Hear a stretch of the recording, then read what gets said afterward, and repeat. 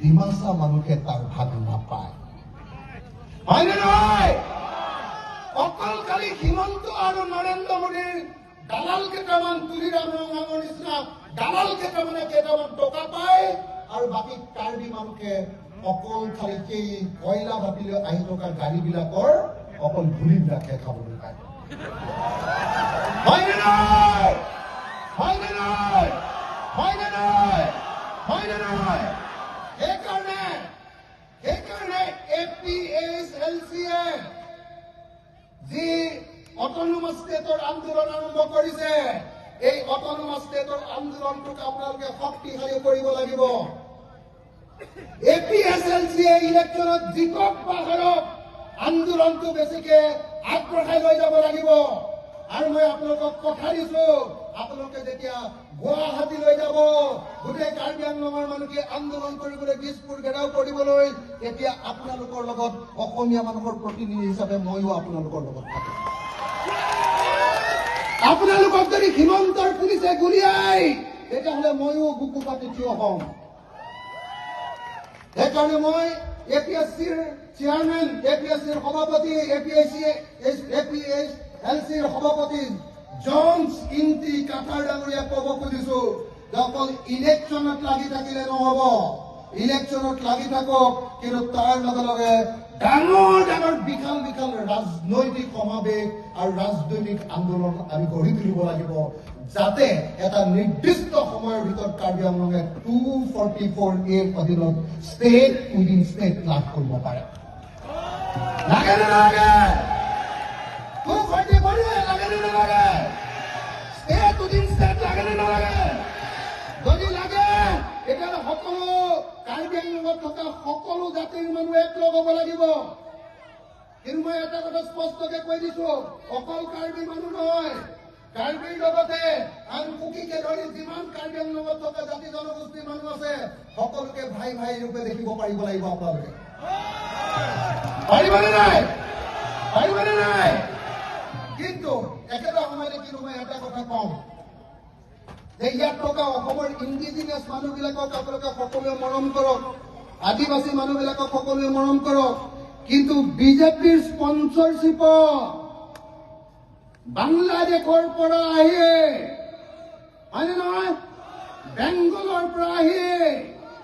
কাৰ্বি আংলঙত যিবিলাকে মাটি দখল কৰিছে হিন্দুৱে হওক বা মুছলমানে হওক কাকো কাৰ্বি আংলঙত কেতিয়াও এনেকৈ মাটি দখল কৰিবলৈ দিব নোৱাৰে হয়নে নহয় কাৰ্বি আংলঙৰ মাটি কাৰ্বি আংলঙত থকা মানুহৰ কাৰণে হয়নে নহয় কিন্তু কাৰ্বি আংলঙৰ মাটি বাংলাদেশৰ পৰা অহা আৰু পশ্চিমবংগৰ পৰা অহা হিন্দু মুছলমান মানুহৰ কাৰণে নহয় হয়নে নহয় গতিকে আপোনালোকে আপোনালোকৰ সেই আপোনালোকৰ মাটি দখল কৰি ইয়াত কি কিবা বাহিনী বনাইছে নহয় কি বাহিনী কি বংগ সেনা আৰে কাৰ্বি আংলঙত কাৰ্বি সেনা নাথাকি বংগ সেনা ওলাইছে ইয়াতে ইয়াত কাৰ্বি সেনা নাথাকি বংগ সেনা ওলাইছে ইয়াতে তো আপোনালোকে সকলোৱে সাৱধান হওক যে কোনো বংগ সেনা সংঘ সেনা কাৰ্বি আংলঙত থাকিব নোৱাৰিব কাৰ্বি আংলঙত থাকিব কাৰ্বি সেনা হয়নে নহয় কাৰ্বি আংলঙত থাকিব ইণ্ডিজিনিয়াছ সেনা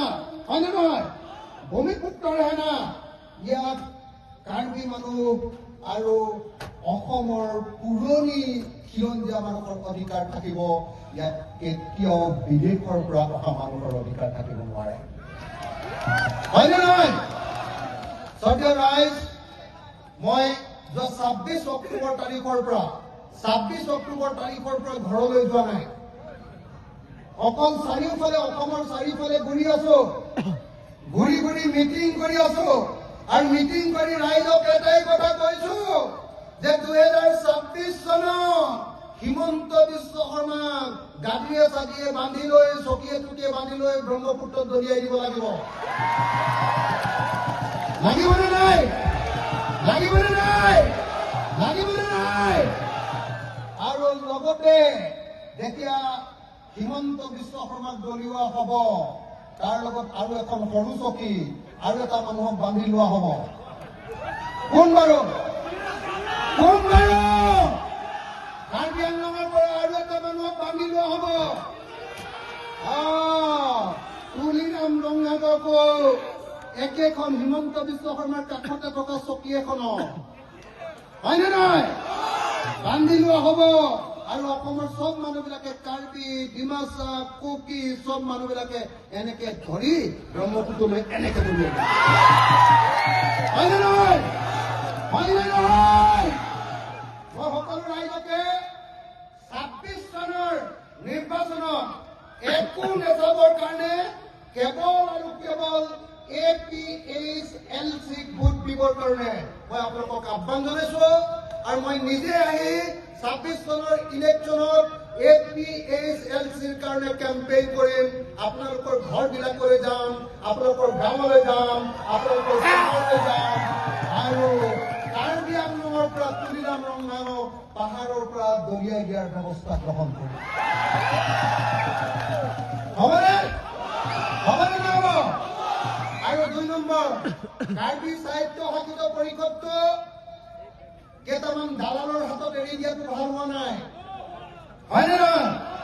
এইবাৰ কাৰ্বি সাহিত্য শাসিত পৰিষদ কাৰ্বি আংলং অটনমাছ কাউন্সিলখন আমি